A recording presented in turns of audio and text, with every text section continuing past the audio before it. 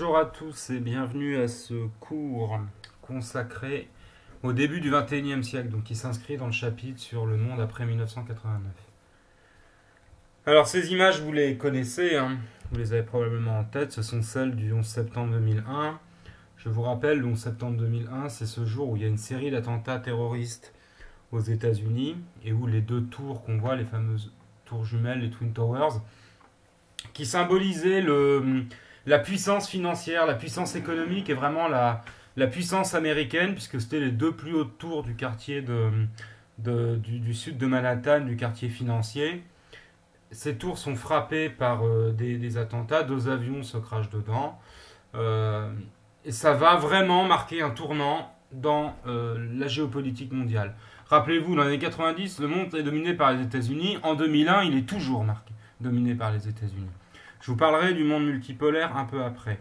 Là, ce qu'on va voir aujourd'hui, c'est en fait tous les événements politiques qui sont la conséquence directe du 11 septembre. Alors, le 11 septembre, les attentats ont été organisés par un groupe islamiste qui s'appelle Al-Qaïda et qui avait été créé par cet homme qui s'appelait Oussama Ben Laden, d'accord, Oussama Bin Laden en anglais. Là, vous avez la liste des pirates de l'air. Il y avait 4 avions qui sont là. Alors, pour information, l'immense majorité de ces pirates de l'air ne sont pas irakiens, ne sont pas iraniens, ne sont pas libyens, ne sont pas... Non, ils sont saoudiens. Voilà le réseau Al-Qaïda à l'époque. Alors, qu'est-ce que c'est qu'Al-Qaïda? Il faut que vous compreniez. C'est pas ce que vous pouvez imaginer, à savoir un truc à la James Bond, une organisation avec un chef qui contrôlerait plein de réseaux partout. Non. En fait, ça fonctionne comme une franchise. C'est-à-dire que Al-Qaïda, alors il avait sa base en Afghanistan à l'époque, c'est-à-dire qu'ils avaient des bases, des camps d'entraînement. Ben Laden était en Afghanistan. Et en fait, de là, il allait financer des réseaux, des groupes qu'il avait rejoints. D'accord ? Donc c'est plutôt une constellation, une nébuleuse. C'est plein de groupes qui essaient de travailler ensemble et de s'entraider, mais il n'y a pas un haut commandement ou comme une armée, si vous voulez, ou un État où vous abattez la tête et où le reste peut tomber.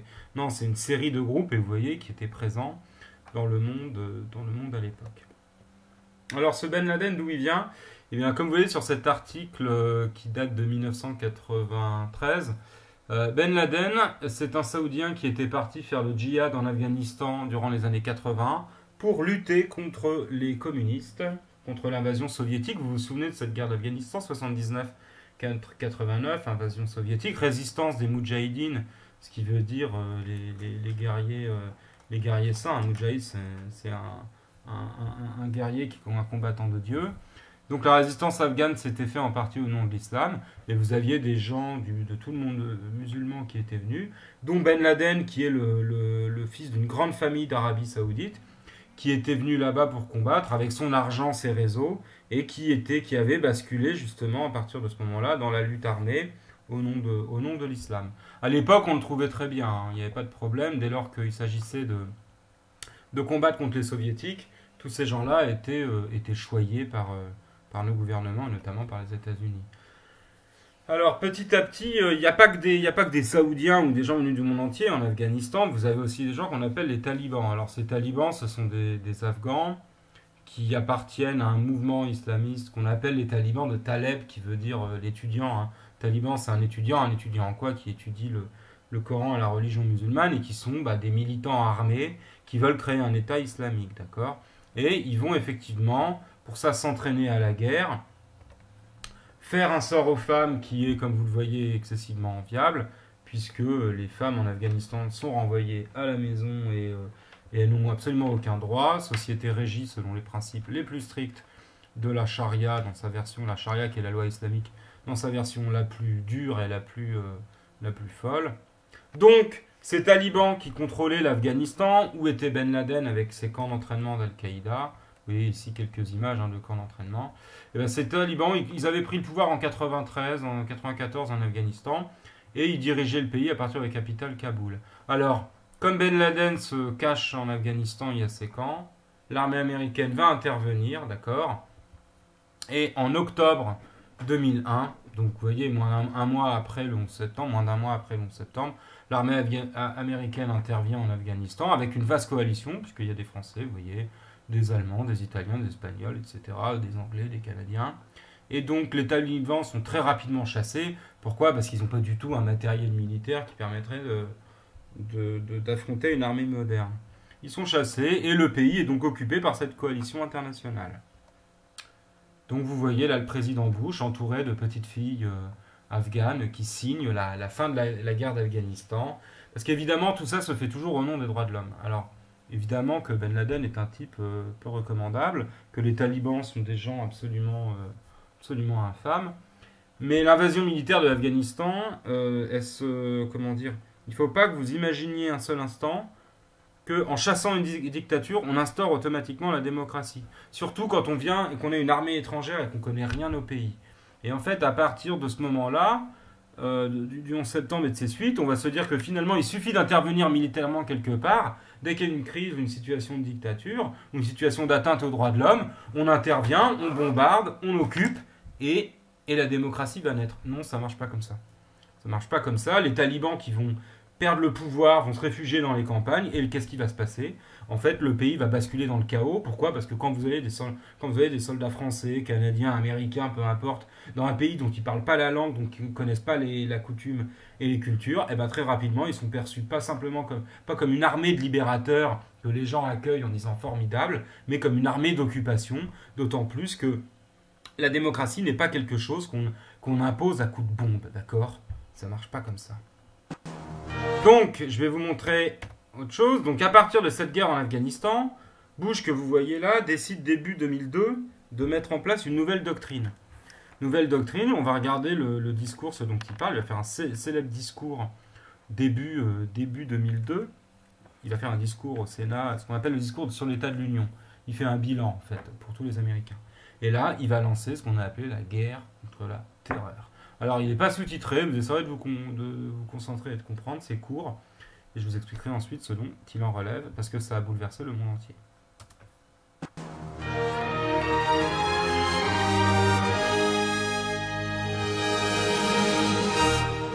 In the aftermath of the terrorist attack on September 11th, when President Bush went before the Congress in 2002, he defined the axis of evil, meaning Iran, Iraq, and North Korea. States like these and their terrorist allies constitute an axis of evil, arming to threaten the peace of the world. Axis was such a loaded word, however, because the Axis powers in World War II had been Italy and Germany and Japan. The idea that the world was now divided into Axis powers and Allied powers seemed to suggest a war coming on, which indeed was the truth. It is both our responsibility and our privilege to fight freedom's fight. Donc, je vous résume. 29 janvier 2002, Bush fait un discours devant le Congrès américain et il dit voilà, il y a 3 pays, l'Iran, l'Irak et la Corée du Nord. Alors on se demande bien ce que la Corée du Nord a à voir avec le 11 septembre, mais peu importe, et encore moins l'Iran et l'Irak, puisque aucun des pirates de l'air ou des membres d'Al-Qaïda n'était lié à ces pays-là.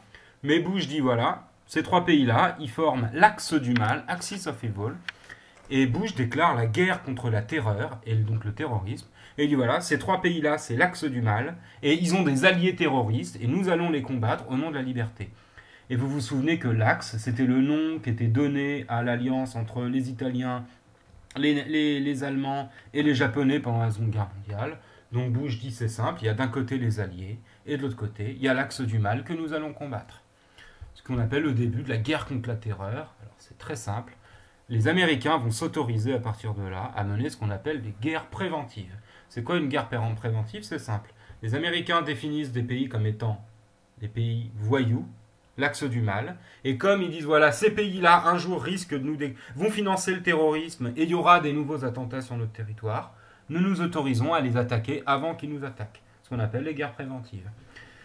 Le but de ces guerres préventives, c'est de détruire l'axe du mal et les États voyous et les États méchants et les régimes dictatoriaux, parce que là, ces États ne sont pas des régimes sympathiques. Mais en attendant, ça consiste à dire on déclenchera des guerres. Si on estime qu'un pays nous menace, c'est nous qui décidons et on mettra à la place des régimes démocratiques. Donc cette nouvelle doctrine, elle est très simple. Elle se résume par une phrase de Bush, vous êtes avec nous ou vous êtes avec les terroristes. Donc autant, fin 2001, il y avait un consensus international, tous les pays étaient d'accord que les Américains avaient le droit d'intervenir en Afghanistan, puisque l'Afghanistan était effectivement le pays où étaient installés Ben Laden, les principaux camps d'Al-Qaïda, et qu'ils étaient liés au 11 septembre. Par contre, à partir de 2002, quand le président Bush et la doctrine américaine, c'est il y a des pays qui sont les pays du mal, et voici la liste, même s'ils n'ont rien à voir avec le 11 septembre, ces pays-là, on veut en chasser les gouvernants et on s'autorise à leur faire la guerre. Et si vous êtes avec eux et si vous les soutenez, vous êtes contre nous. Là, ça devient un peu plus clivant et plus compliqué. Et à partir de là, les Américains vont déterminer des pays comme étant des menaces pour eux. Alors, premier pays, vous voyez, la guerre d'Afghanistan. Alors, il est marqué 2014, non, parce qu'en fait, elle n'est toujours pas terminée à l'heure où je vous parle. Elle est en train de se terminer en ce moment. Elle se termine comment? Eh bien, après quasiment 20 ans de guerre, l'engagement de centaines de milliers de soldats américains, plus de 1000 milliards de dollars qui ont été dépensés en armement pour cette guerre. Qu'est-ce qui va se passer? Les Américains vont repartir et ils sont en train de négocier avec les talibans. Talibans qui, je vous avais dit, menaient des actions de guérilla et avaient pris le contrôle des campagnes et avaient repris, ont repris au fur et à mesure du temps le contrôle des villes par des campagnes d'attentats, etc. Et les talibans reprendront très certainement le pouvoir dans les mois ou les années qui viennent. Et à part que le pays a été désintégré, il était déjà pas dans un bel état, et il a été encore plus ruiné qu'il ne l'était. Donc cette guerre, c'est simple, elle n'aura servi à rien, elle aura coûté une fortune et a causé la mort de milliers, de dizaines, voire de centaines de milliers de personnes. Tout ça pour un retour au statu quo ante, c'est-à-dire au début. Alors 2002, définition là de l'axe de la terreur, l'axe du mal, la guerre contre le terrorisme. Et à partir de 2003, vous commencez à avoir le premier pays qui est visé, c'est l'Irak. Alors, à partir de 2002, les Américains commencent à dire, ils envahissent en 2003, mais c'est dès 2002, ils accusent l'Irak de posséder des armes de destruction massive. Alors, c'est quoi les armes de destruction massive? C'est des gaz chimiques, des missiles, des armes nucléaires, etc. Toutes les armes jugées dangereuses. Alors, l'Irak, à l'époque, c'est toujours Saddam Hussein qui est à sa tête. Alors, effectivement, on savait que l'Irak avait voulu, à une époque, avoir l'arme nucléaire, en tout cas avoir des centrales civiles nucléaires, puisque c'était les Français qui lui avaient vendu dans les années 70. Là, vous voyez Jacques Chirac, quand il était Premier ministre, sous Valéry Giscard d'Estaing, qui recevait Saddam Hussein à Paris. Alors là, c'est un moment où il était parti en Irak, mais il l'avait reçu avant. Et donc, on était très content de lui vendre des centrales Made in France. Et dans les années 80, quand l'Irak était en guerre contre l'Iran, eh bien, les Américains, ici vous avez Donald Rumsfeld qui était secrétaire à la défense de Bush, donc ministre de l'armement des armées de Bush, qui était allé vendre à Saddam des missiles quand il était notre allié. Donc comme le disait Bob Dylan, The times they are a-changing, les temps changent. L'allié d'hier est devenu le grand méchant Saddam. Alors pour comprendre comment on est arrivé là, il faut revenir un peu aux années 90. Vous vous souvenez, je vous avais parlé de la guerre du Golfe la dernière fois, où effectivement il y a une gigantesque coalition qui a écrasé Saddam Hussein début 91. Son armée a été écrasée, il a quitté le pouvoir. Mais après sa défaite militaire, Saddam va rester au pouvoir et il va y avoir ce qui est mis en place, un embargo. Alors, je vous ai mis là sur cette image le nom de l'opération de la guerre du Golfe, c'est l'opération de tempête du désert, donc Desert Storm en anglais. Les Américains vont faire des jeux vidéo là-dessus. Ils font des jeux vidéo sur absolument tout. Pour revenir au cours sur le soft power et la mondialisation, il faut comprendre qu'en temps réel, on produit des jeux. Donc ça, il faut bien que vous ayez en tête le rôle de la puissance culturelle aujourd'hui dans les rapports entre États. Bref, après la guerre du Golfe, l'Irak est affaibli et mis en place un programme qu'on appelle le programme pétrole contre nourriture. Pourquoi? Parce que ce pays-là est mis sous embargo. C'est quoi un embargo? C'est quand vous n'avez pas le droit de faire du commerce avec un pays. Donc les Irakiens, après avoir perdu, en fait, ce qu'attendent les Américains, c'est qu'il y ait un soulèvement en Irak qui chasse Saddam Hussein. Ils se disent, bon, on a viré l'armée irakienne du Koweït, on l'a écrasé militairement, et les Américains vont encourager les populations irakiennes à se soulever. Alors vous allez avoir des débuts de révolte. Au nord, vous avez les Kurdes qui vont soulever, ils vont être littéralement massacrés. Et dans le sud, vous avez les Irakiens chiites qui vont soulever, et ils se feront massacrer sans que personne n'intervienne. Et Saddam Hussein va rester au pouvoir. Il va rester au pouvoir, mais le pays est sous embargo. Alors, il a interdiction de faire du commerce avec tout le monde. Simplement, l'Irak, ça doit être quelque chose comme le 3 ou 4e pays en termes de réserves pétrolières au monde. Donc, on met en place dans les années 90 un programme qu'on appelle, un programme de sanctions, mais on met en place un programme pétrole contre nourriture.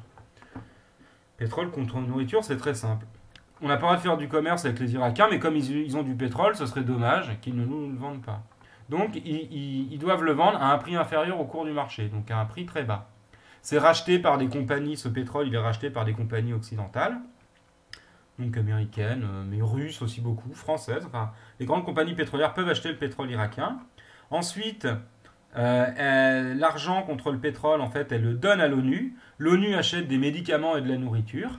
Et ensuite, l'Irak est payé en nature, donc en médicaments, en nourriture, etc., qui arrivent. Donc vous comprenez, pétrole contre nourriture. Pourquoi? Parce qu'on dit que si on donne des dollars aux Irakiens, ils vont acheter des armes, et donc ils referont la guerre, ils remenaceront la sécurité du monde un jour. Alors bien évidemment, ce système, il va être contourné, et vous allez avoir des pots de vin, vous allez avoir... Les dirigeants du régime vont s'enrichir et détourneront de l'argent, et la population irakienne va être très appauvrie pendant cette période. On manquera de tout, notamment de médicaments, et ça va être un véritable drame humanitaire, mais le pays est sous embargo, et malgré tout, bon, ils continuent à vivre, même si les gens sont très pauvres, et sont dans un régime de pénurie permanente.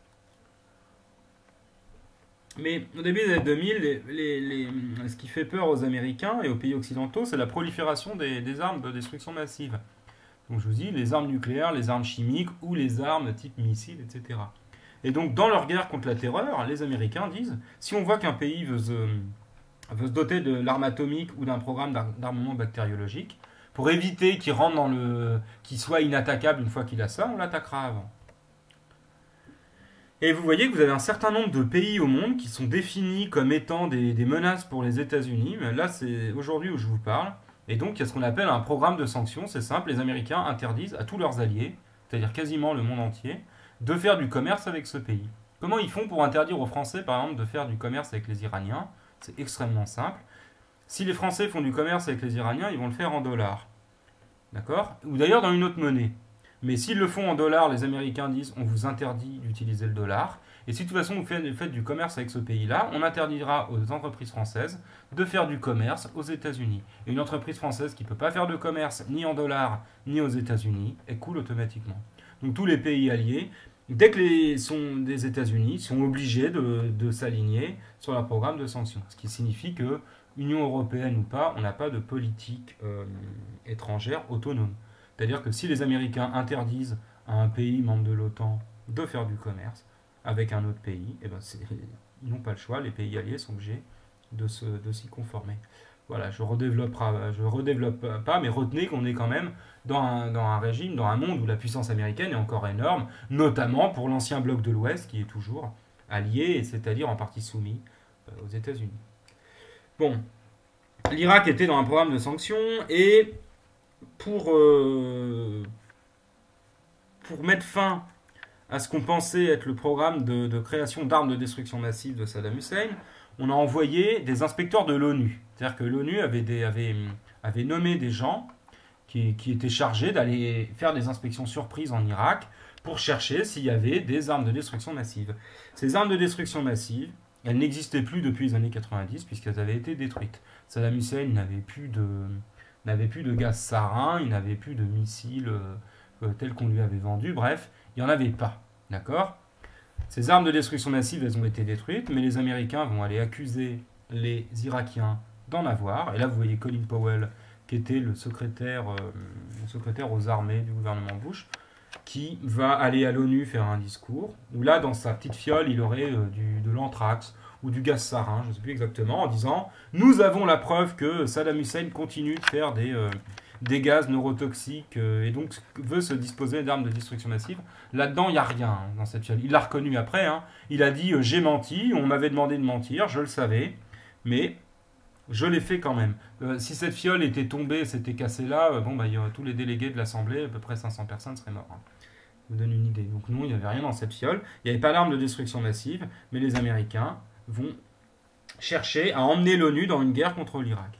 Et là, pour le coup, cocorico, les Français vont s'opposer à cette guerre préventive. Le président Jacques Chirac, par la voix de son ministre des Affaires étrangères, Dominique de Villepin, vont dire non. La France utilisera son droit de veto si les Américains veulent faire voter une résolution de l'ONU pour engager l'ONU et les pays du monde dans une attaque, une guerre en Irak.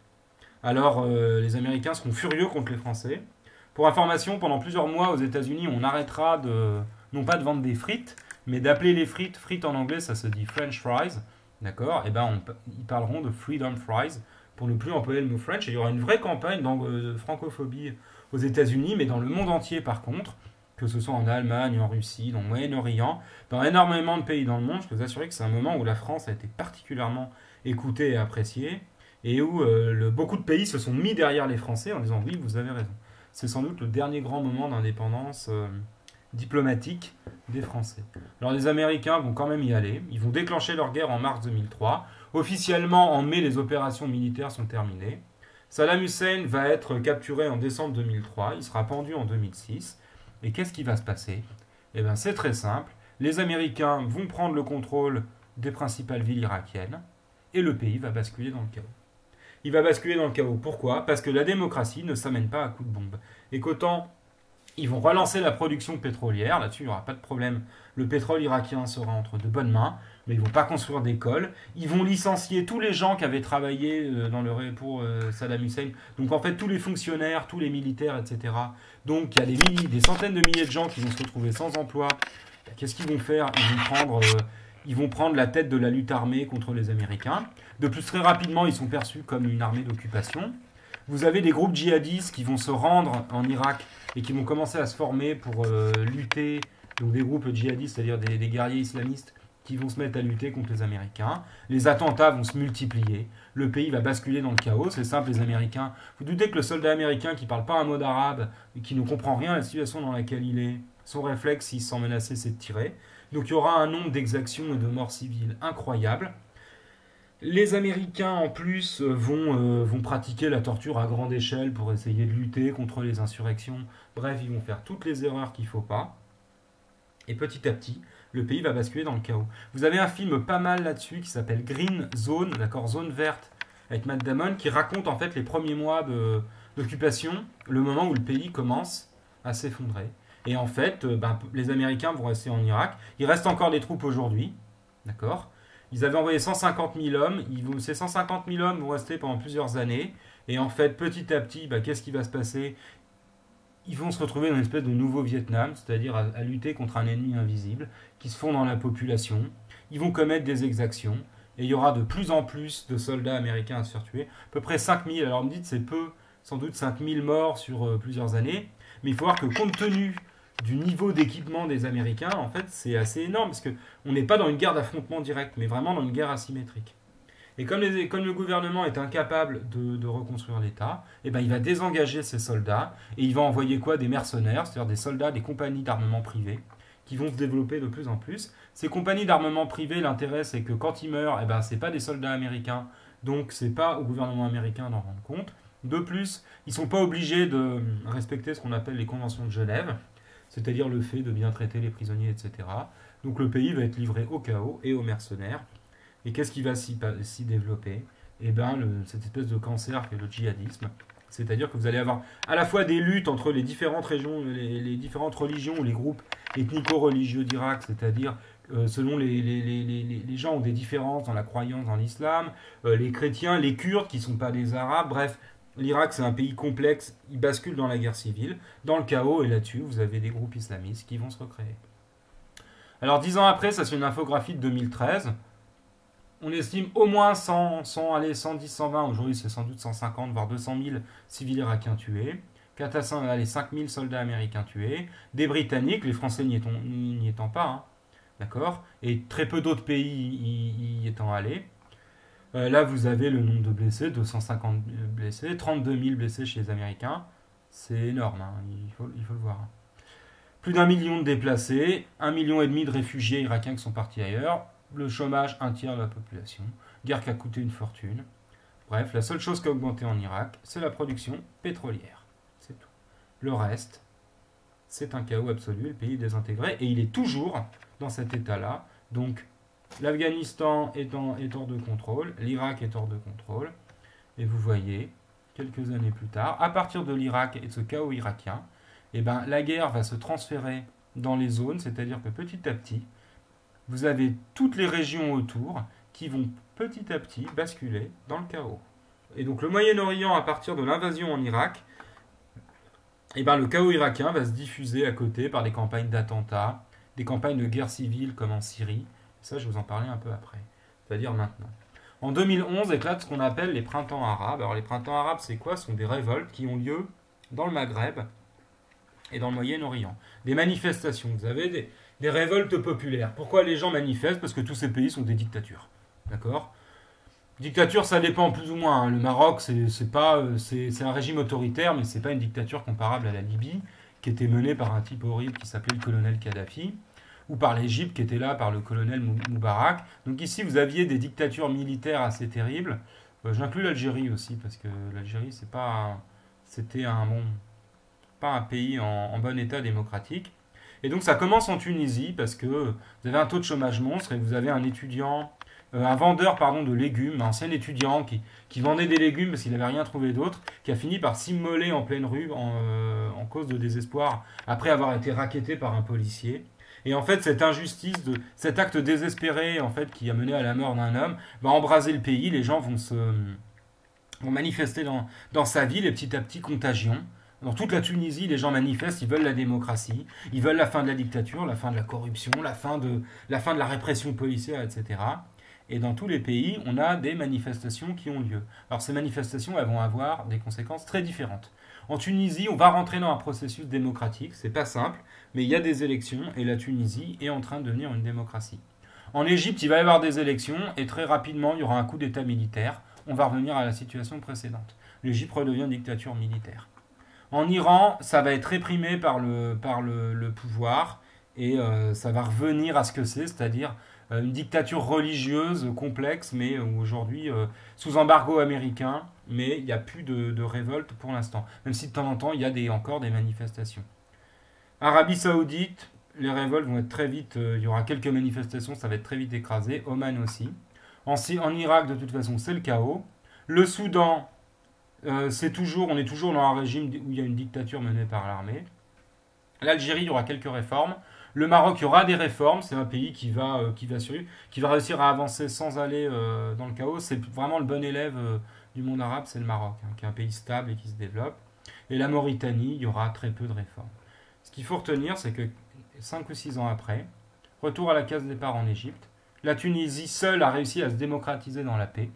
Par contre, la Libye, c'est une guerre civile qui a commencé. Alors, guerre civile, c'est très simple, c'est qu'il y a eu des manifestations contre le colonel Kadhafi, qui était le dictateur de Libye, et que les Français ont eu l'excellente idée d'aller attaquer la Libye, de bombarder en fait la Libye pour chasser Kadhafi.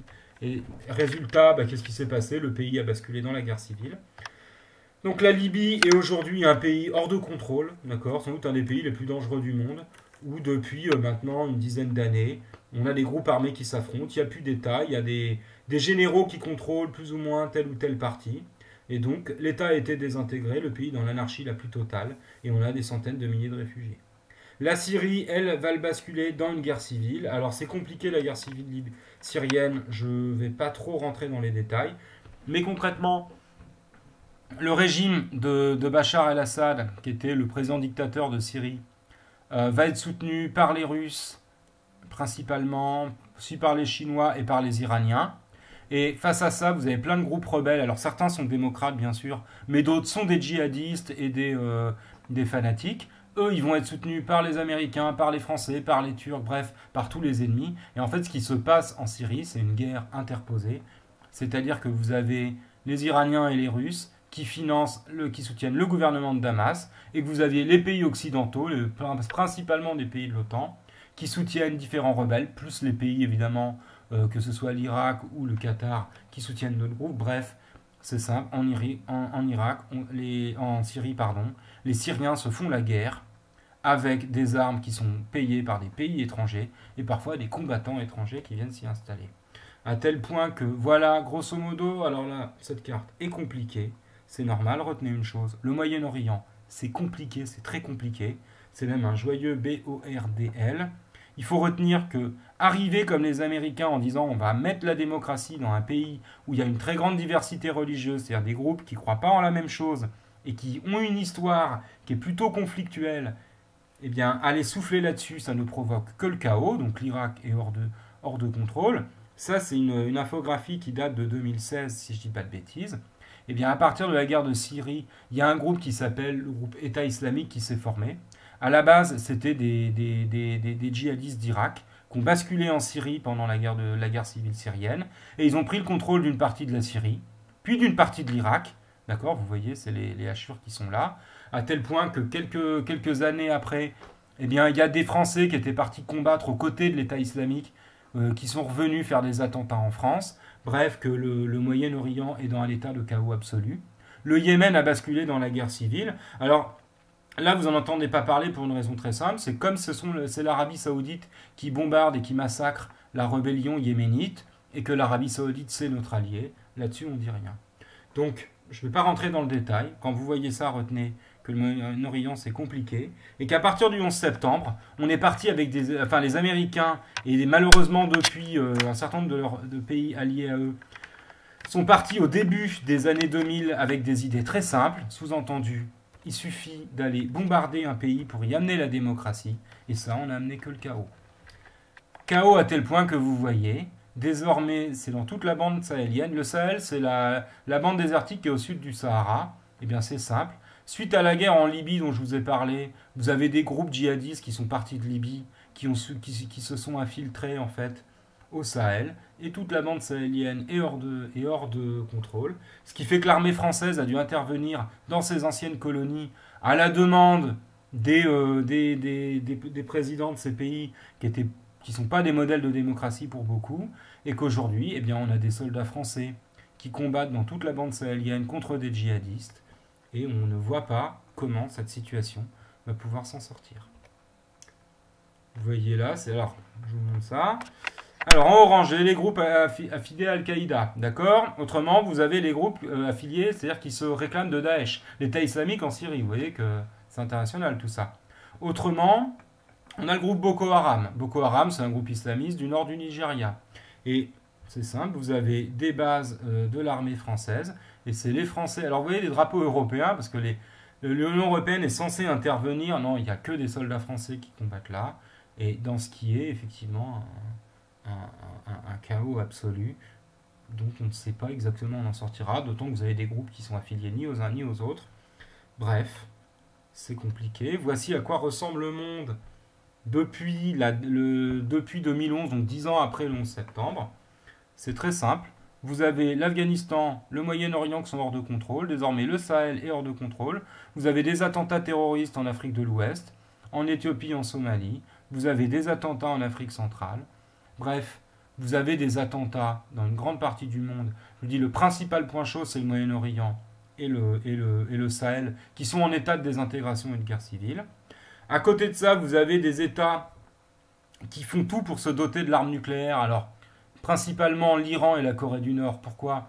Parce que quand ils ont vu que l'Irak s'est fait envahir, parce qu'il était accusé de soutenir les terroristes du 11 septembre, ce qui était faux, ils se sont dit, on va peut-être relancer notre programme nucléaire, parce que si on a l'arme atomique, personne ne pourra oser nous envahir.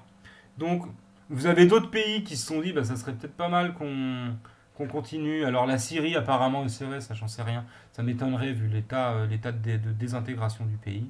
Mais ce que vous pouvez constater, c'est que le monde est très compliqué. Pour ce qui est du Moyen-Orient et de l'Afrique, il est en train de basculer dans le chaos, ce qui provoque des crises de migrants. Vous avez des gens qui fuient la guerre et ils vont où? Principalement en Europe. J'en avais parlé dans le cours sur l'Union européenne. Et à côté de ça, vous voyez ici, dans les pôles de puissance, donc bon, on a toujours un monde dominé par la puissance américaine, même si elle tend à s'affaiblir. Pourquoi? Parce que ces interventions militaires se sont tous, si vous voulez, achevées par un grand chaos. Donc, c'est pas pour les valoriser et pour comment dire, ça leur a coûté une fortune. Ça a enrichi des gens, c'est sûr, avec le pétrole en Irak, mais ils sont plutôt sur le déclin. Et à côté de ça, vous avez d'autres pays, dont je vous parlerai au prochain cours, qui sont la Russie, la Chine, l'Inde et le Brésil, qu'on appelle les BRIC, qui eux ont commencé à émerger au niveau des années 2000 et qui sont en train, non pas d'être en rivalité avec l'Union européenne, avec les États-Unis, mais qui essayent de s'autonomiser. Alors la pauvre Union européenne ici, comme je vous l'ai dit, pôle de puissance, oui mais non, parce qu'elle est très largement dépendante des États-Unis. Donc sur le papier, c'est un pôle de puissance économique, mais dans les faits, militairement et politiquement, c'est pas grand-chose. Alors, rappelez-vous, le 11 septembre, c'était Al-Qaïda. Bon, bah, c'est simple, hein. Certes, l'Afghanistan, Al-Qaïda a été chassé en partie d'Afghanistan, même si les talibans sont en train de reprendre le pouvoir, mais les talibans ne sont pas Al-Qaïda. Les talibans hébergeaient Al-Qaïda, mais Al-Qaïda se porte très bien, malheureusement, puisqu'ils se sont implantés, vous voyez, dans le Sahara et dans le Sahel, dans le Maghreb.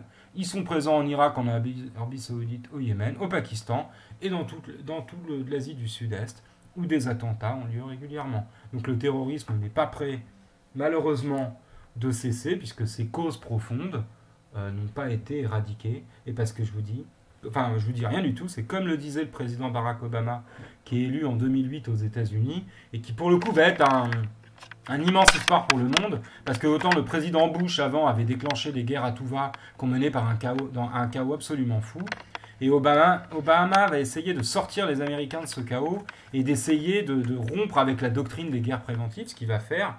Et il avait une phrase qui est très juste: ce n'est pas parce que vous avez le meilleur marteau que tous les problèmes sont des clous. Sous-entendu, c'est pas parce que votre armée est la plus puissante du monde que vous pouvez tout résoudre avec des causes militaires. Et ce qui s'est passé entre 2000 et 2010, c'est qu'en fait, on a les Américains et les pays qui les ont suivis se sont mis à déclencher des guerres à tout va pour installer soi-disant des démocraties. On n'installe pas les démocraties à coups de bombes. Ça n'est pas vrai.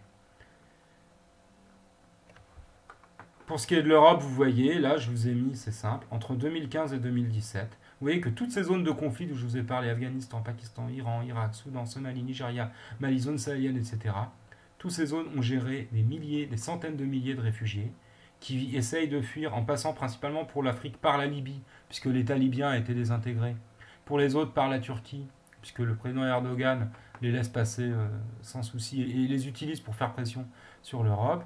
C'est très simple, vous avez des centaines de milliers de gens qui ont quitté leur pays et qui fuient des zones qui sont désormais des zones invivables à cause de la guerre.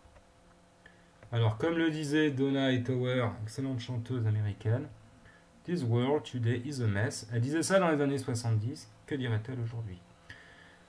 Voilà la trace écrite, ça vous paraît long, je vous assure que j'ai fait extrêmement court, j'ai vraiment simplifié au maximum, il y a beaucoup de choses que je ne vous ai pas dit. Je n'ai volontairement, bien évidemment, pas mis de date sur le 11 septembre et ses conséquences 2000. J'aurais pu mettre 2010, mais non, puisqu'on est encore en train de les payer, puisque on a des régions entières du monde qui sont en plein chaos. On ne sait pas comment ça se terminera. Voilà, je ferai une autre vidéo sur la suite de cette partie, parce que là, j'ai été bien assez long. Je vous laisse écrire cette trace écrite, et je vous remercie de votre attention. J'essaierai de vous mettre des documentaires et des liens vers des films dans la description. Vous irez y jeter un œil. Merci à tous.